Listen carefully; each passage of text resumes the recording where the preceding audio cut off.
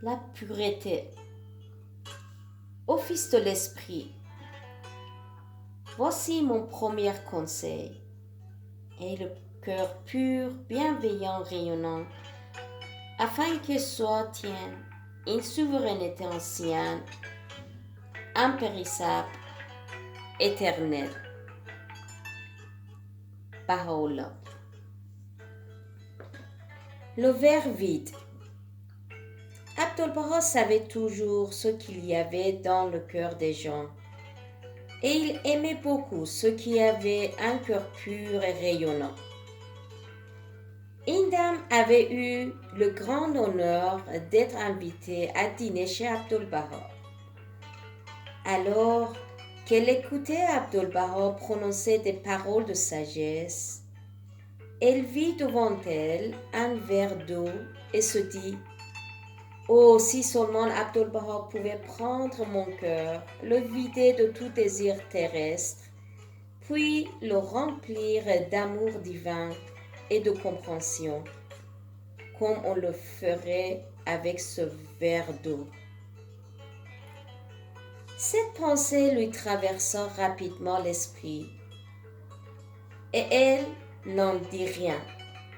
Mais bientôt, quelque chose se produisit qui fit comprendre que Abdu'l-Baha savait très bien à quoi elle pensait.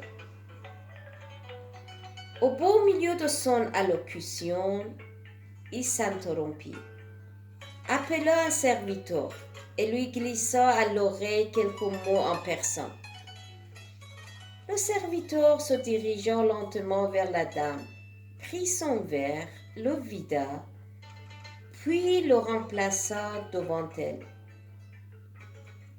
Un peu plus tard, tout en continuant à parler, Abdu'l-Baha prit sur la table un pichet d'eau et avec le plus grand naturel, remplit lentement le verre de la dame. Personne ne remarqua ce qui s'était passé. Mais la dame, elle, savait que Abdu'l-Baha venait de réaliser son plus cher désir. Elle était au comble de la joie.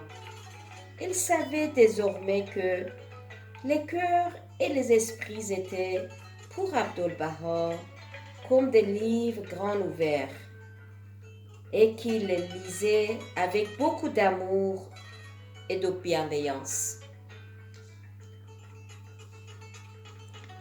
Réflexion quotidienne et histoire pour enfants, volume 1.